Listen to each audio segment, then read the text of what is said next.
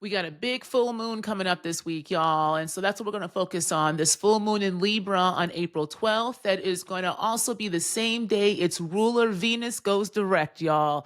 Mercury direct, now Venus. So this is what our focus is going to be this week on Yapping with the Stars. So come yap with me. So, welcome to Yappin' with the Stars, a show where I talk about life and spirit with help from the planets, stars, and zodiacs. I am your host and guide, Dr. Nicole Rawls, anthropologist, astrologer, and artist. And this is Anthropology and Astrology My Way. Shows drop every Wednesday, so go ahead and hit that subscribe button down below so you know when the next show rolls out. I'll also have little stuff here and there as well in between. So, this is Yappin' with the Stars one more time, and for the week of April 9th through April 16th. Okay, y'all. So I'm enjoying this. I don't know about you. It's been one down. This is episode 2, but I'm rolling with this here. And before I get into it, I want to explain a little bit more about how I look at the chart and how I do astrology. And that's always good to know when you are listening to astrologers. How do they read the chart so that you have an understanding of then the analysis or the quote unquote horoscope or forecast that you are listening to? So I'm a Western tropical whole signs astrologer, okay? And I read the chart using both modern and traditional understandings of the houses, signs, and zodiacs. And so for me, what that means is I keep traditional rulership because that maintains the duality of the planets and signs. And that's really important in really any kind of quote unquote esoteric type of learning, but really in anything in life, there is a duality. There are kind of like laws to this thing we call life. And so one of them is this law of duality. And I really believe in that. So that's why I work with traditional rulership in that way. But I do bring in the outer planets for a number of reasons. One, they revealed themselves to us. And to me, the planets are older than human beings. So I'm like, if an older entity wants to show itself to us, there must be a reason for it. So we can learn something from them. And so that's because, two, they are generational markers. So because the outer planets, which are going to be Uranus, Neptune, and Pluto, transit slower than the rest of the planets do, they tend to mark generations, anywhere from an 8 year transit marker up to a 20-year transit marker. So these are massively longer transits that these outer planets take, so they mark generations. And because of that, for me, it's also the way you can bring in structural analysis. So the outer planets to me become the structural analysis as we then delve into your energy or the self that's revealed in the chart. So when I'm looking at a chart, what I do is I look at the ways your energy is shown up through the inner planets, which are going to be the sun and moon, the luminaries, we call them planets, sun and moon, Mercury, Venus, and Mars, and how that interacts with kind of structures and systems of society that we can see through the intermediaries and the outer planets. So the intermediary planets are going to be Jupiter and Saturn, and then again, Uranus, Neptune, and Pluto. And when you look at it that way, that's 10 planets, 5 and 5. There's still a duality here. So how does the self interact with or collide with structures and systems of society? So that's why when I do my journey to self readings, I call them a journey to self, and they're really astrology assessments. And so if you're interested in getting an astrology assessment with me, in which I look at the chart through this kind of Black queer anthropological lens, in which I have a short intake form. You tell me what you are wanting to know. I examine the chart, and then we look at it to see kind of what are some strategies you can deploy to be able to work with your energies instead of trying to run away from them. And in doing so, what are the prescriptions that the chart shows that you can tap into to better access your energy and either work with or continue to push back against structures of society? So that's a little bit about me and how I read the chart. And as I do the show, you'll learn more about that and about me as well. Okay. So let's get into this forecast, y'all, though. Like I said at the very beginning of the show, is we have got a full moon for this week. Now I go Wednesday to Wednesday. Why is that, you may ask? Well, one, because it feels better for my schedule. But two, honestly, Wednesday is the day of Mercury. And so I thought, why the hell not? My Mercury is in Virgo in the 11th house, conjunct my MC. So a bitch is meant to yap. I am meant to talk. And so I figured, why not work with that energy then of Mercury? And so I work with the horoscope on a Wednesday to Wednesday basis. So this Wednesday, from Wednesday the 9th up until Wednesday the 16th, we got a lot of energy going on, y'all, with the culmination of this full moon once again in Libra on the 12th. And it's a doozy. I'm not going to lie. It's a doozy. And that's not trying to make it negative or positive. It's just a fucking doozy. Okay. So let's get into what are some of the major kind of transits, and then let's break it down to see what does this really mean. And what I will say starting off that I want you to reflect upon as I start to talk about the forecast and we get into it is, what is your relationship to pain? I really want you to sit with that. What is your relationship to pain? Okay. Journal that, to kind of voice note it out, whatever you need to do. But I want you to work with that question, especially again, as we're going through the forecast, but also for this period of time, because there's going to be a lot of wombs, a lot of triggers, a lot of reflection that is asking you what you have learned from these retrograde cycles coming up. And it is needed, right? So again, it's not about fear mongering. It's about facing reality, and reality is not always kind of in this flowing kumbaya state. Reality is reality. It is what it is. And this is Saturn is kind of showing us. Okay. So let's get into it again. Relationship to pain as the kind of way to frame this conversation. So we start off this week-to-week period with the moon in Virgo, and it's going to end in Sag, okay? And now Mercury is direct, right? Mercury is direct. Thank the Lord, because I tell y'all, random things was happening to me. Checks were delayed, right? I had computer issues, like the kind of very, typical things that could happen did happen. But also I had a lot of review of my business as well, because again, Mercury rules not just communication, but it also rules commerce and trade. And so when Mercury and Venus are in a conversation and they're going direct, I wouldn't be surprised if maybe y'all's money was a little funny, or you were rethinking your relationship to money and value and worth.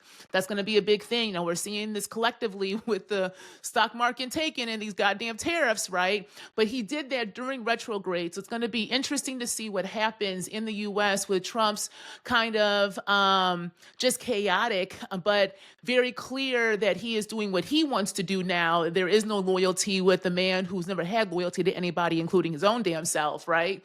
What will actually stay, and what will have to be reversed? Because again, a lot of these things were done during retrograde periods. All right. So now we've got Mercury is direct. We've also got this trine still. So if you were with me last year, I talked about this kind of minor grand trine between Uranus, Mars, and Saturn. They're still in this, y'all. The degrees have moved a little bit. It's like 25 to 27 degrees in the various signs, but they're still in this conversation. Now, that's actually something to keep in mind in the background, because once you get closer to the full moon on the 12th, this is what is happening. On the 10th, okay, you've got the moon conjunct the South Node in Virgo. This is going to be an emotional release. I want you to watch your body and just observe what it says or does around this time, okay? The moon has very quick transits. Again, this is why the moon cycle is 28 days. It takes about 2.5 days in each sign. So this will kind of quote unquote come and go. But because we are moving into a full moon, I see this as a prep. I see this as a body prep, okay? With the moon conjunct the South Node in Virgo. Because Virgo is the other side, is the other side of Mercury. It's the earth feminine side of Mercury, okay? And Virgo is the body. It represents the stomach, it represents the kind of way that we process things in and through the body. And with the moon being there, which represents the body, it represents the emotional body, but also the materiality of our body.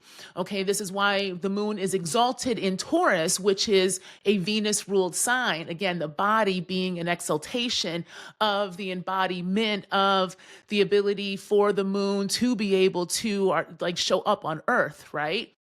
When it's in Virgo, there is going to be a release. So if you start to have random bouts of tears or some kind of release, or you got some weird stomach things going on, or you are literally going to the bathroom, or you need to sweat. Like if you feel the need to move, or your body is kind of talking to you in a different way, track that, okay? Again, what's the framing question I'm asking you? What is your relationship to pain? All right. And if you've been running from it, if you've been hiding from it, it is going to show up. All right. We're going to get into that in a minute. Now, from there on the 11th, this is where we're going to start seeing this wound kind of start to be reemerging because Chiron is in a conversation. So we get a Cazimi happening on the 11th because Chiron is going to be conjunct the sun in Aries. Now, when things come into conjunction with the sun, it's called the Cazimi. It's like the sun is the center of the solar system, right? Its function is to provide heat and light. No planet can really get close to it. Mercury is the planet that gets the closest to it, but they can only stay so long, then it's got to move away. Why? Because it's going to burn the fuck up, right? Like it's just going to burn up. So when things come into conversation with the sun, right, there is this kind of combustion that can happen. And so it highlights things, it illuminates things, it brings it to the surface, it makes it so that you can't hide from it. And Chiron is the wounded healer. It is the dwarf planet that we work with to help us understand the wounds that we have came into this life with. And if we don't face them, they will end up hurting us. And in the end, once we can face them and transmute them, it ends up being a healer. We're healing us and others, depending upon like what your Chiron is and what its aspect at. But really, it's the ability to bring in and up and out of you that womb so that you can transmute it. So when you are having it in a conversation with the sun in Aries, this is about a wound of the self. Now, Chiron's been here for a while. Chiron's another planet, a dwarf planet again, right? That is also generational because it's a longer transit. Now, Chiron has been in Aries since, I believe, and don't quote me on this, y'all. I did not look this up. I think 2019. I'll correct that in the show notes if I'm off. But this is a longer transit. So all of us in some way, shape, or form, even if you have no planets in Aries, you have a house that is ruled by Aries, okay? So there's 12 houses in the zodiac. In the astrology chart, we all have that. We all have 12 houses. And so one of those houses is ruled by Aries. Okay. So that's going to be the house in which has been highlighted a wounding of yourself. So for an example, I'm a Scorpio rising. Aries rules my 6th house. I have no planets in the 6th house, but the 6th house is the house of health, the house of illness, the house of disease, the house of small animals, the house of the things that we have to do every day to maintain the materiality of our existence. It's a house of labor. Okay. And so there is a way that I have had to deal a lot with my body, with my physicality. I've had a lot of inflammation. Aries is heat. Aries is fire. Aries is the head. And I've literally had massive inflammation and inflamed bouts in my body since 2019. And literally right now, funny enough, I'm on a protocol that for the first time is getting the inflammation out, but I had to do a drastic rehaul of my everyday routines, especially when it came to what I ate. I have to be much more careful about what I put in my body now as I get older, and that inflammation, Aries, and the wounding of myself, right? That 6th house where now Chiron has really highlighted that. So there's a way that this is highlighting things that you may be running away from. Pain. So I've been running away from pain for a long time because I got a chronic illness. I slipped my disc and broke and pinched my L4 nerve back in college. I played college volleyball. I'm 6'3".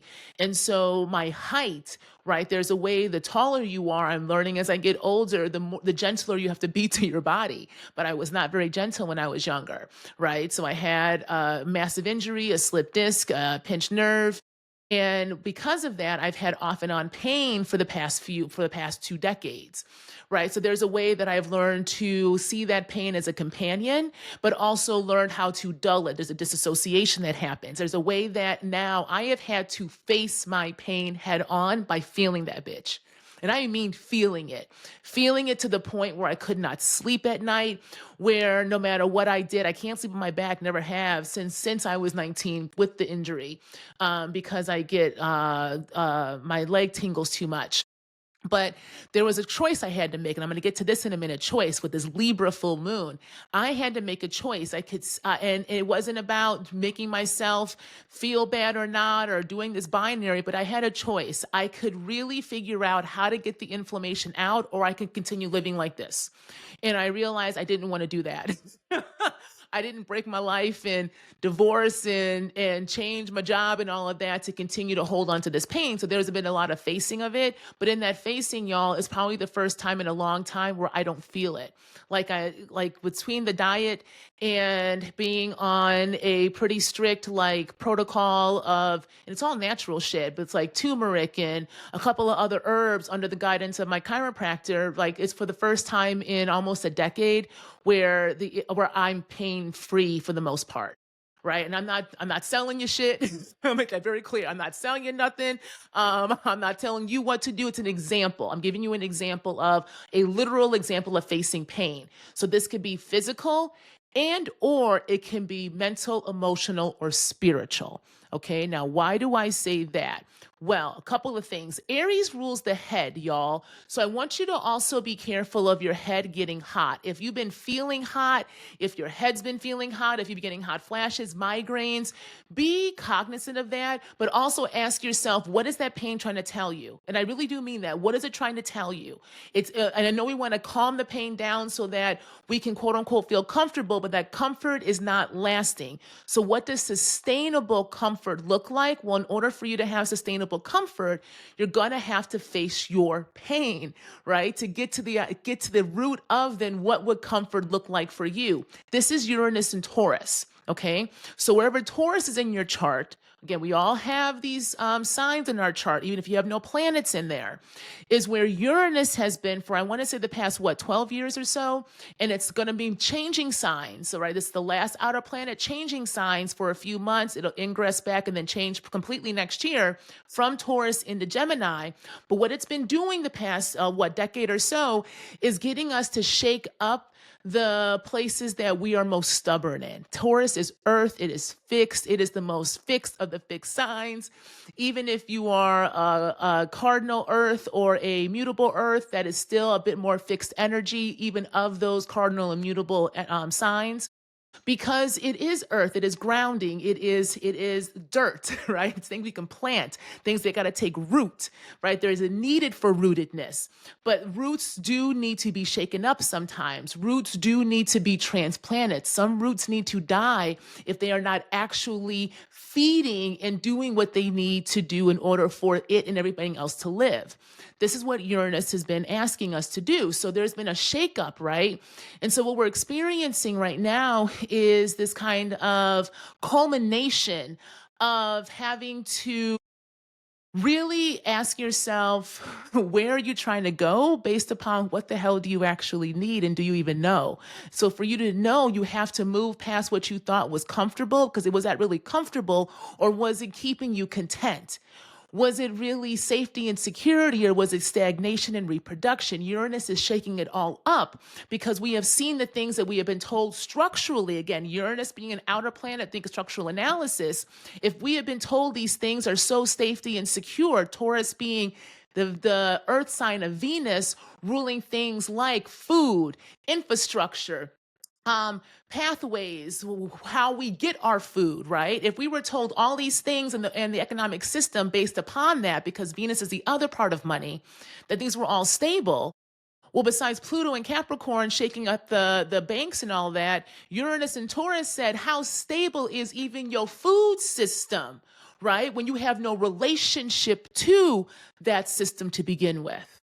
So we're having a lot of shakeups, right? There's a lot of things that we have been told are safe, that are comfortable, but really aren't. We have been uncomfortable this whole time, but told that that was comfort. So now we must face that pain. We must come to terms with the reality that is now at the door versus the one presented to us.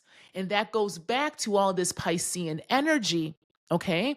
And that is what is having in conversation with this full moon in Libra on the 12th. So let's focus on that right now. So on the 12th, we have a full moon in Libra, if you haven't realized that by now. 23 degrees, 23 degrees. Okay. I'll explain in a minute why the degrees do matter too. Okay. So at the same time, we have a full moon in Libra. Libra's ruler, because Libra is ruled by Venus as well as Taurus. So all of the planets have two signs that rule them for duality, a masculine and a feminine version with two different elements. Okay. So the ruler of Libra, that's been Venus, that's been retrograde for a while, finally moves forward. Okay, finally has us stop reviewing and start to enact, especially because she is going to go back from the deep waters of Pisces, which she likes being, she's exalted in there, into the initiatory head of Aries, a place she doesn't really like. But since she's been washed, literally gone from Pisces to Aries, back to Pisces, had to wash herself through Neptune, through the North Node, through Mercury again, into Saturn, right? And right now, Venus and Saturn are conjunct. Conjunct mean right next to each other from now until the end of the month. It's a long time they're hanging out together. There is a way that we are being asked to mature in our understandings of what we mean when we talk about relationships, love, justice, values, and the like. And because Mercury has gone direct, but also is hanging out with Saturn for a bit, and how are we maturing in the ways that we communicate and talk and create around that? This is a time of what I say is growing up. And when I say that, I don't mean that in some like patriarchal, strict, top down, shaming way. Not at all. Not at all. And this is what this full moon energy to me is really trying to show us. It's time that we grow up and grow back into what it means to be human.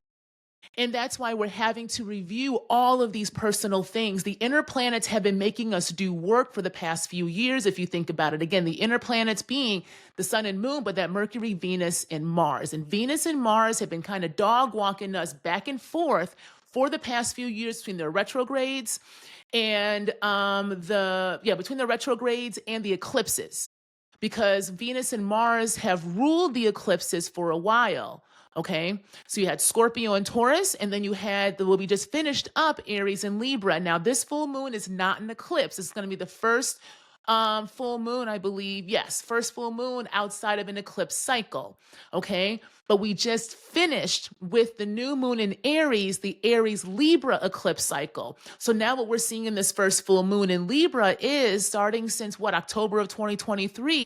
What have you learned, and what has had to be released in order for you to make space for what it means when it comes to these ideas of Venus and Mars, justice and love, and money and value, and what you're willing to fight for? What are we willing to fight for? Right? What are we willing to put our money where our mouth is, and our money being our bodies, being our creativity, being our passion, being our action, being our labor? And so in this full moon, when we have this full moon, and if you're watching this, you're going to see me looking away. I'm looking at my screen. But if you're listening to it, no worries. But with this full moon, Jupiter's also is in this conversation too. Okay, so we have that minor grand trine, right, between Uranus, Saturn, and Mars, right? Now, with that, y'all, Saturn is also conjunct the North Node and Venus. The North and South nodes are nodes of the moon. They're calculation points of the moon, actually, okay? And depending upon how you understand them, it depends upon how you would interpret their purpose. But the South Node is either what your past life, if you believe in that. If not, it's what you come into this life with. It is the skills, and it is the experience, it is the knowledge, it's what you're born with, right? It's what they say in Vedic astrology is the tail of the dragon. And the head of the dragon is where you're trying to go. You don't know. It's quote unquote your destiny. And it's called the head of the dragon, right, in Vedic. Now, some people will say you have to give up the South Node and to go into your North Node. Other traditions talk about these being malefic points, period. And either you will be stagnant and stay, or lose your head and try to consume, right, if you're not careful with them. How I work with the nodes is this. You got to bring them together. That's the only thing that makes sense to me. You got to bring them together. You can't just leave where you came from, y'all. That's the problem. That's what we're in right now, trying to forget our past, trying to rewrite the past, trying to think we can move away from a historical context that is literally the reason why we're in the present day. The past will always show up in the present until you face it, until you work with it, so that if you really don't want to do the same thing over and over again, then you can make another way once you understand where you came from, right? So the South Node is reminding us where we came from, and then how do we transmute that and meet it into the space of the unknown?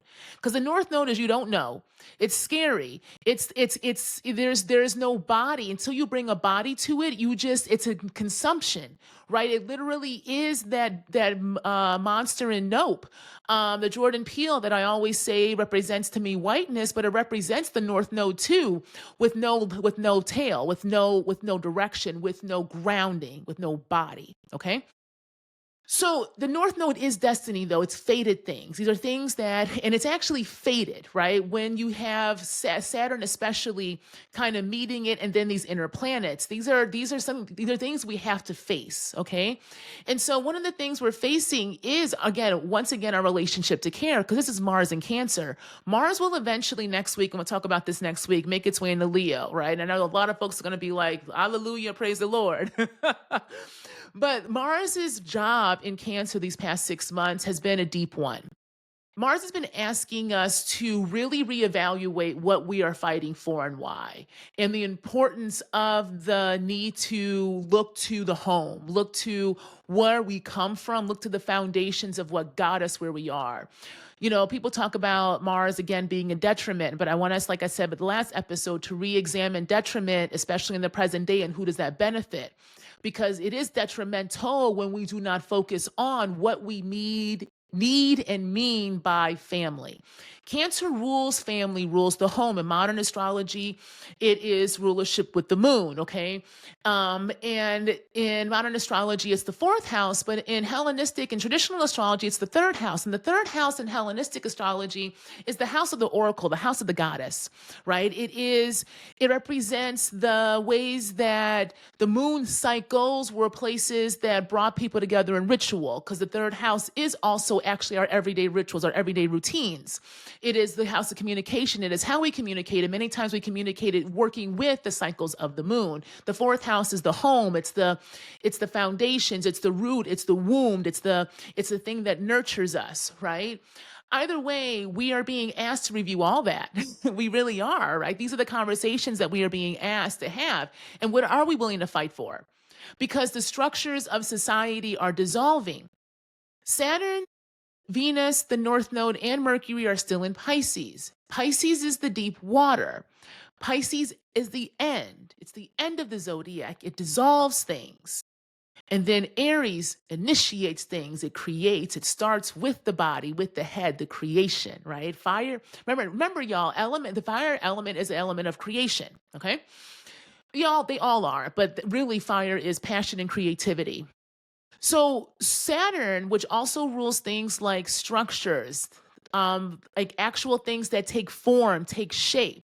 This is why Satyrian artists many times work with sculpture, work with hard things and like literally chisel things, right? Because it's architecture, things like that. It's in the deep waters, it's dissolving. Especially when things that are Venus related, right? We've had Venus there, we've had Neptune there for a long time. That's in Aries now. We have Mercury. So again, what's dissolving are these ideas of relationships, right? We've had the revoking of rights of who can and cannot get married, right? Once again, who can and cannot decide who can carry a fetus to life or not. All of these things that were fought for that have been dissolved, right? There is a rescripting that is needing to happen.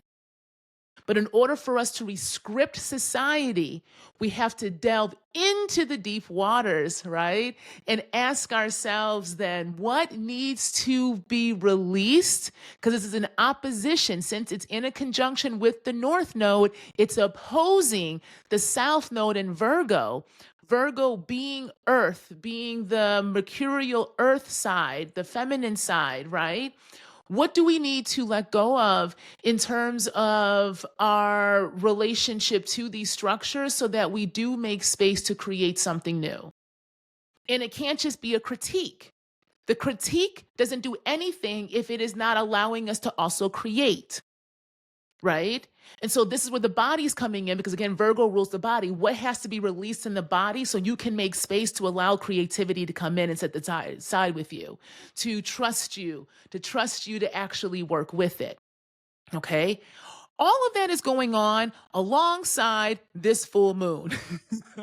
So this is not even the full moon yet. Because the full moon, though, is also not only opposing, because what is a full moon? A full moon is when the sun and moon are opposite each other because the earth is in between it. So then we can really see the moon. The moon is illuminated. It is full. The night becomes lit up. Things that were once hidden are now seen. Okay. What's being seen, baby? You and your wombs, your relationship to your sense of self, and how yourself, who has shaped the self, how has the self been shaped?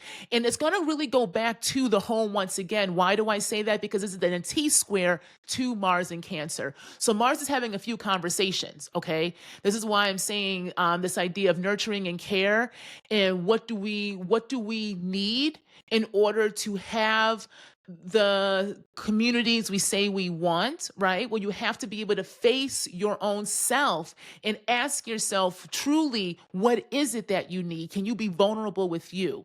Right. So there is going to be a kind of a showdown of the self a bit. And this is needed. It's a needed tension, y'all. Come on. There's no change without a little something breaking, right? This is all about change in our relationship to it. So in order to invite change in, there needs space. But if your pain is there in one way, shape, or form, physically, mentally, emotionally, spiritually, all the above, right? Whatever it is, we all going through something a lot of times. But if you are afraid to kind of look at it, right, and you stuff it down or you move to the side, then there is a way that, again, not only will it find you, but that's all you're inviting in. And I'm not talking about like victim blaming or anything like that. I'm saying if there is no space, then there is no space. So Virgo, South Node, there is going to be a release. Going back to that 10th, when the moon is conjunct, I want you to track your body. And I want you to ask yourself, what is your relationship to pain? This is why I like to work with music, y'all, because we're in Pisces energy. It's about creating. Saturn is not only structure, right? If you listen to my episode last week, I talked about Saturn as also the crone, right? They say, Saturn represents Kronos, but Kronos the crone.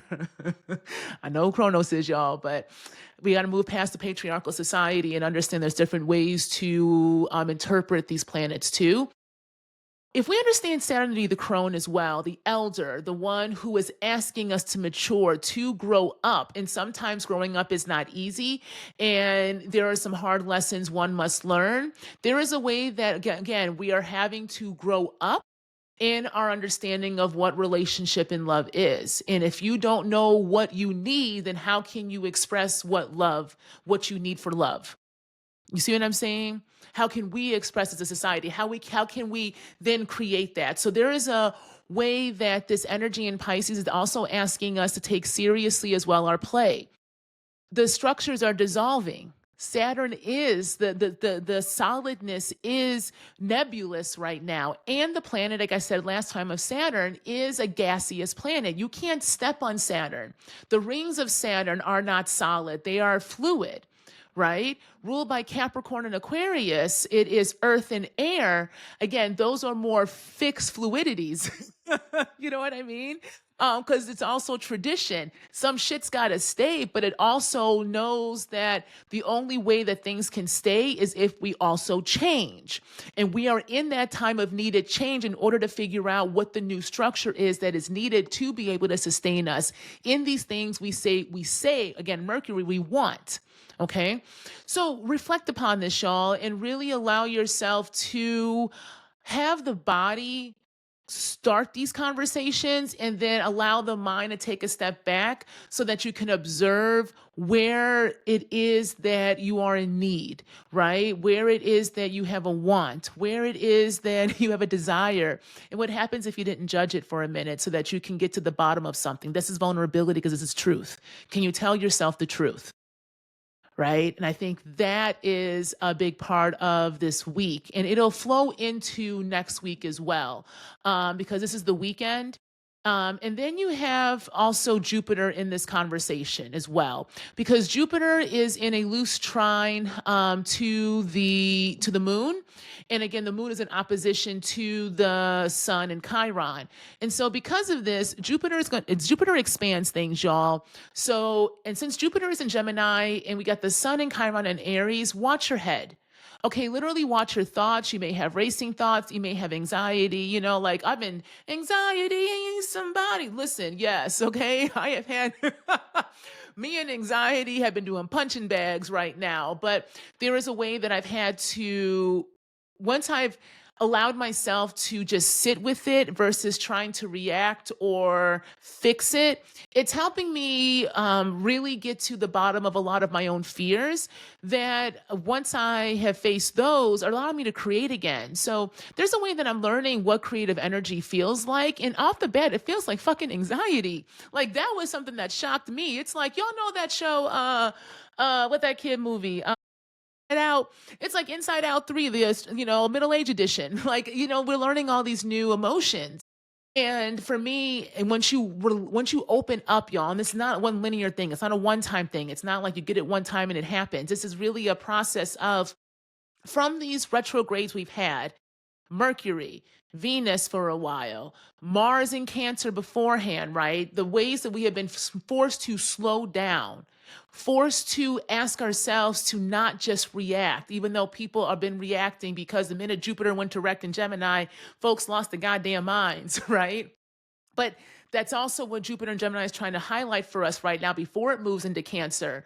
What is our ability to discern? And discernment requires a body logic, not just a mind's kind of analysis, because the mind is the first thing that is conditioned to fall in line with current structures of society. But again, since that's dissolving, and Neptune was there for a while, Neptune and Saturn were together for a bit too before Neptune moved into Aries for the next 7 months before it moves back. There is a way that we are getting the first kind of iterations of what it's going to look like for the deep waters, the Titan of the deep waters, to come to land, to come to shore, and show his head.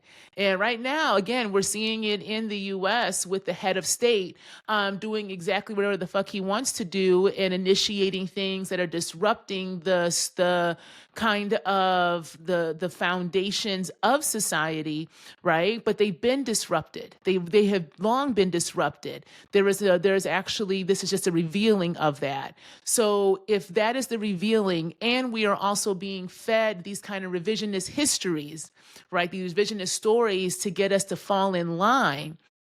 Well, these reviews of Mercury, Neptune, and Venus Mercury, Mars, and Venus have really been there to help us remember that we have to remember. Remembering is important and vital right now. You know what's funny? I was talking about this with my patrons last night on my Patreon, because we just watched the Rise and Fall of LuLaRoe, that MLM out in Utah. It's y'all got to watch it. There's like 2 different documentaries on that shit. It is insane. But we were talking about that, and what came up last night was the concept of pain and origin stories. And right now we are being asked to, again, with Saturn and Venus and North Node and Mercury, to ask ourselves to reevaluate our origin stories. Where are we situating our feet at? Even if it's nebulous, even if the floor is moving, we have to be solid. We have to find our feet. Pisces rules the feet, right? So that we create the balance needed so that we don't get swept away in somebody else's construct, somebody else's fantasy, somebody else's imagination. This is why I talk about dreaming as strategy so much, and it's a big part of my work through the embodied dreaming lab that I run. Before I work with clients one-on-one and in group settings to strategize and work with the dreamscape and bring those dreams into reality in tangible ways. But in order for you to do that, you have to be embodied in your body. You can only dream if you are in a body. You have to be present in order for there to be a future. Okay. And so what we're doing right now is we are in these deep waters, having revealed to us what is going on because Neptune is aired out. It's in Aries. The stories have been dried out alongside Uranus ending its disruptive pattern in Taurus, shaking up the structures that we have been told are so secure, and Pluto, right, in Aquarius right now, that will be making that's in an opposition as well to Mars on this full moon. There's a lot of going on this full moon, y'all. A lot going on this full moon. But Pluto in Aquarius shaking up and asking the collective to go through our own death and life cycle by asking us, what is a collective? Because what we've been told makes us a collective, these identities and how we relate to one another based upon the identities, is also dissolving. There's a tension there, right? And so if what we know to be true based upon the stories we've been told by the structures that have been said to be supporting us have been shown to not be what it is, then what is the stories we are creating, right? What are you dreaming and why? But again, in order to do that, you got to get in the body, which means you're going to have to face some pain. And this is what is really being highlighted on this full moon in Libra. Okay. So listen, y'all, if you want to get more into this, we had a great discussion last night on my Patreon. Like I said, we got into a lot of this. And this month, I am continuing my series in which I'm breaking down on the Patreon different aspects of astrology. So we're going to be reviewing houses 7 through 12 this month, along with doing a few kind of Also, while doing a bit of storytelling with the chart so that folks can learn how to examine their own charts by figuring out how they want to tell their story. Because the chart is a story-making location to be able to conjure from. You just have to learn the language, right? So if you want to learn the language a bit and you want to experiment and play with me, please check out my Patreon. I'll have that in the show notes below, okay? And if you want to work with me one-on-one, I am revamping my website, but please reach out. I do both one-on-one visioning and along with group visioning and strategy making. I work with astrology as well. I use astrology assessment to do that. And then I pair that with your goals and your values to help you really be able to believe your reality, take back your time, and then go into the dreamscape as a way to kind of vision and imagine and bring that into reality. So for more about that and from my writings, I'm a poet, y'all. I've been writing. If you're on the YouTube, I got all kinds of poetry for April as I'm doing a poem a month, or excuse me, a poem a day, to celebrate National Poetry Month. So you can go ahead and check out all those different things. All of my socials are at Dr. Nicole Rawls. My website is both drnicolerawls.com and drnicoletruesdale.com. Either one will get you to the same website. It'll eventually just be Dr. Nicole Rawls. And next week, we are going to be talking about Mars going into Leo. Yes. And I'm looking forward to this. It is going to be a Leo summer along with a few other signs. But as a Leo sun, I'm looking forward because these last 3 years and these last 3 birthdays have been booty. Tea. And I'll be turning 44 and I am ready to explore. Okay. That's all I got to say. All right, y'all. Till next time, keep dreaming, keep exploring, because it's through our dreamscapes that we can actually make the futures we say we want come into reality. And as always, like, share, and subscribe. And if you are looking for a reading from me, you can find out how to book down below in the show notes and on my website. And if you use the code SPRING, you get $25 off any Journey to Self reading until the end of May. All right. Till next week, y'all. Take care of yourselves.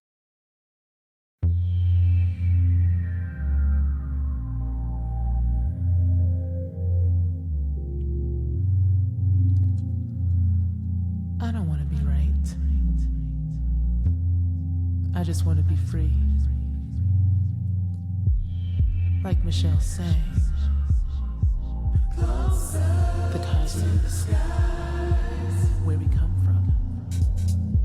The light that lit the way for our ancestors in the dark of night, when they had to leave the spaces that tried to steal their breath and life.